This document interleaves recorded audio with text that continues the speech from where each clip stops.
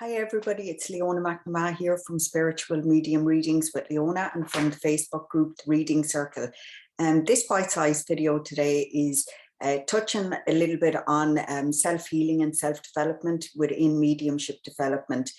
Unfortunately, a lot of mediums don't understand how crucial this part of their development is. They think as long as they understand the mechanics and can get the evidence that they don't need to be focusing on themselves and their own development and healing.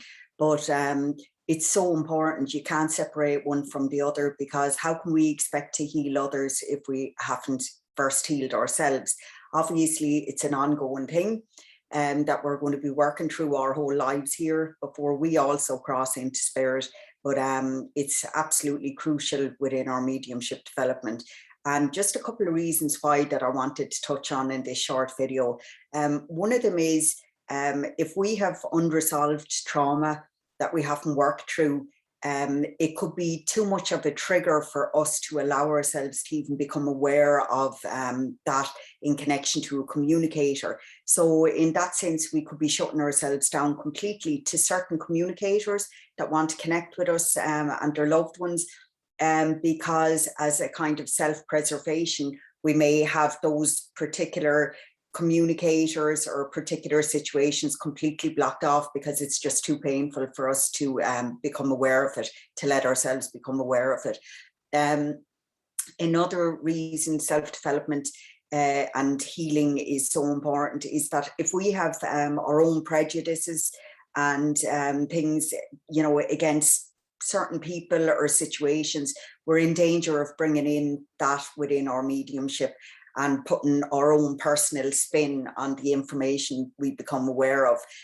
So like that goes for, you know, if we have a problem with certain people or a certain way of living, or if we're racist or homophobic or anything like that, you know, because as mediums, it's our job and our responsibility that we stay as pure of a channel as possible to stay detached from the information we're getting, to deliver it as the communicator wants it to be delivered.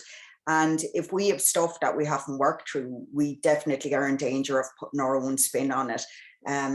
So that's another reason that we have to work on our own healing. Another thing is that when we connect in a mediumship reading, the communicator will trigger certain feelings or emotions within us to make us aware of the evidence they're trying to get across. Now, if we have something that is too painful, but we are aware of it, what can happen is it'll bring up such strong emotions within us. We could end up in floods of tears, getting way too emotional in a mediumship reading. And, you know, we can become very emotional just even from a very, very strong surge of love we feel from the communicator towards their loved one. But we need to just take a pause and pull ourselves together, because the last thing we want is for the sitter to ever be put into a position where they feel that they need to start comforting the reader, you know. So they're just a couple of things I've touched on about self-healing. I hope this has been helpful. Don't forget to subscribe to my YouTube channel, and I hope to have some more coming out very soon. Thank you.